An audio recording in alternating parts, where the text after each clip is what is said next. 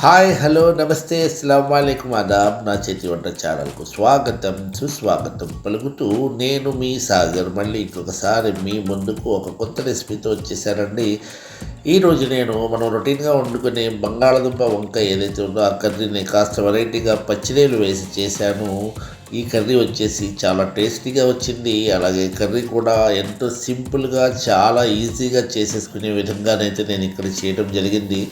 మీరు ఈ వీడియో వచ్చేసి ఒక 10 నిమిషాల లోపు వీడియోని పర్ఫెక్ట్గా చూసి కనుక మీరు చేసుకోగలిగితే చాలా చాలా మంచి కర్రీని అయితే మీరు ఎంజాయ్ చేయగలరు అనేది నేను గట్టిగా చెప్పగలను. అలాగే నా ఛానల్ని సబ్స్క్రైబ్ చేయడం మర్చిపోవద్దు కొత్త వాళ్ళు. అలాగే పాత వాళ్ళు ఎవరైతే ఉన్నారో వాళ్ళు షేర్ చేయండి. అలాగే గంట బటన్ నొక్కుకొని నా నోటిఫికేషన్స్ మీ దాకా వచ్చే ఫెసిలిటీ ఏదైతే ఉందో దాన్ని కూడా మీరు వినియోగించుకోండి. అలాగే ఇప్పుడు మన ఈ వీడియో వచ్చేసి చాలా సూపర్గా వచ్చిందండి ఈ కర్రీ వీడియోని మీరు తప్పకుండా ప్రతి స్టెప్పు చాలా బాగా అర్థం చేసుకుంటూ చూడండి. ఇప్పుడు మనం వీడియోలోకి వెళ్ళిపోదాం.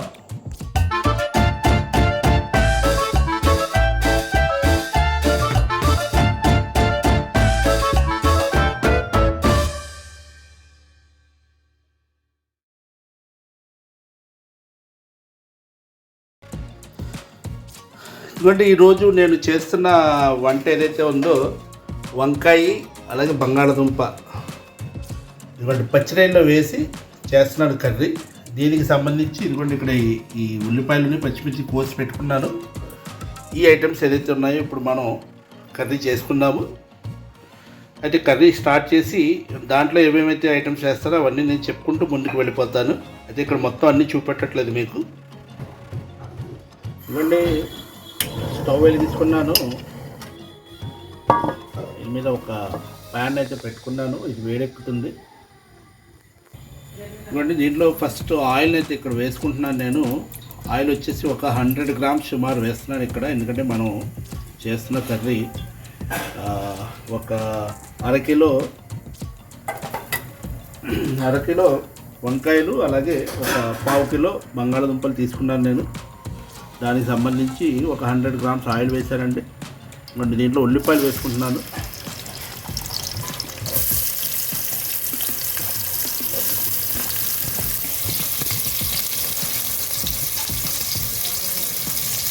ఉల్లిపాయలు వచ్చేసి ఒక 150 గ్రామ్స్ ఉల్లిపాయలు అయితే తీసుకున్నాను ఇక్కడ.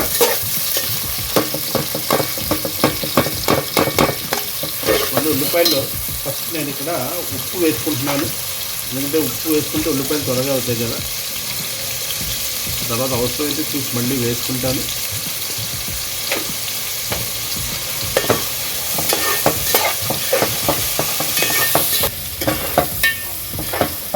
ఉల్లిపాయలు కాస్త కలర్ మారినాయండి. ఇప్పుడు నేను దీంట్లో ఈ పచ్చిరాయలు ఏదైతే ఉన్నాయో అవి వేసుకుంటున్నాను.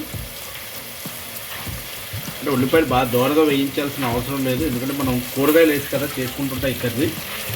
కనుక ఉల్లిపాయలు అయిపోతాయి. కర్రీ పూర్తి అయ్యేటప్పటికి ఉల్లిపాయలు కూడా రెడీ అవుతాయి. అలాగే ఇందులో నేను వెంటనే ఇక్కడ బంగాళదుంప కూడా వేసుకుంటున్నాను. ఎందుకంటే బంగాళదుంప ఉడకడానికి టైం తీసుకుంటుంది. అందు గురించి బంగాళదుంప ముందే వేసేసుకుంటున్నాను అన్నమాట.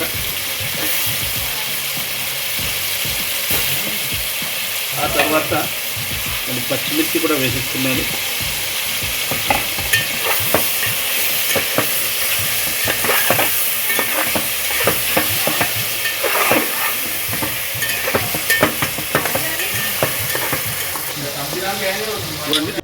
ఇప్పుడు దీంట్లో అల్లం వెల్లుల్లి పేస్ట్ వేసుకుంటున్నాను.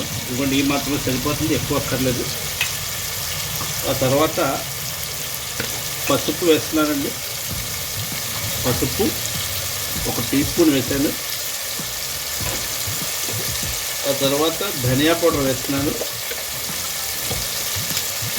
అది కూడా 1 టేబుల్ స్పూన్కి కాస్త తక్కువ వేసాను. ఆ తర్వాత కాస్త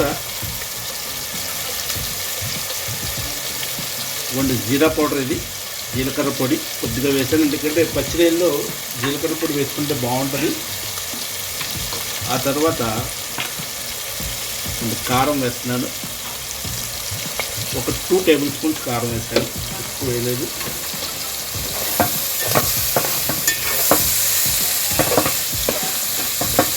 అంటే కింద కాస్త అంటుకుంటున్న టైములో మనం ఏం చేయాలంటే కొద్దిగా వాటర్ వేసుకుంటే కింద అంటుకోదు.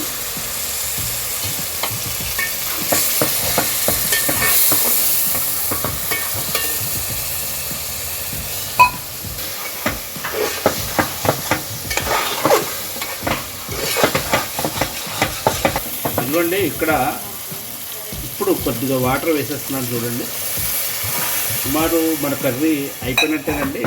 దీంట్లో వంకాయలు వేసేసి వంకాయలు ఉడికేదాకా వండుకొని దింపేసుకుంటే అయిపోతుంది. అంతేనండి, ఎంతో సింపుల్ కర్రీ ఇది. చూడండి, ఇప్పుడు నేను దీంట్లో వంకాయలు కూడా వేసేస్తున్నాను.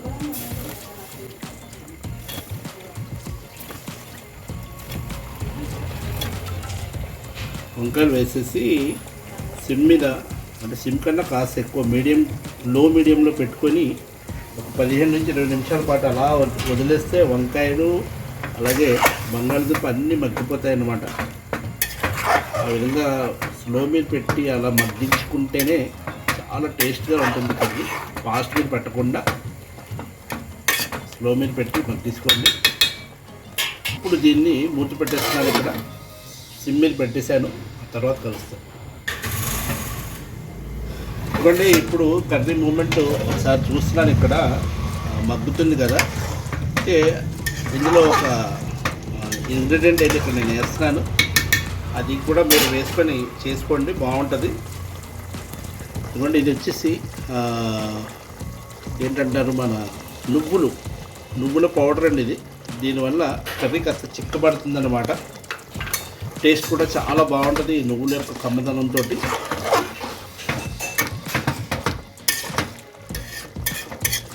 మళ్ళీ నేను మూత పెట్టేస్తున్నాను ఇప్పుడు.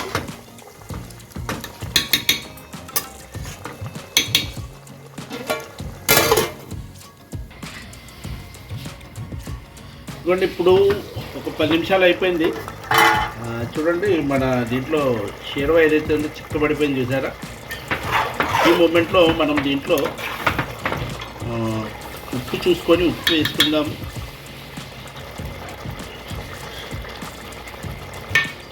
ఉప్పు కాస్త పడుతుంది.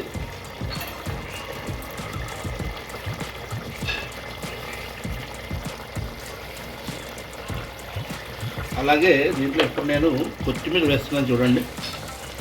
మనకి ఇంకా దింపేసే టైం కదా ఇది. ఈ మూమెంట్లో కొత్తిమీర వేసుకుంటే ఆ కొత్తిమీర యొక్క ఫ్లేవర్ ఏదైతే ఉందో మస్తుగా మన కర్రీలో తెలుస్తుంది తింటున్నప్పుడు. అలాగే ఒక పించ్ ఇవ్వండి గరం మసాలా అయితే వేస్తున్నాను నేను లాస్ట్ దింపేసేటప్పుడు. ఇలా సరిపోతుంది. మన కర్రీ ఏదైతే ఉందో రెడీ అయిపోయింది.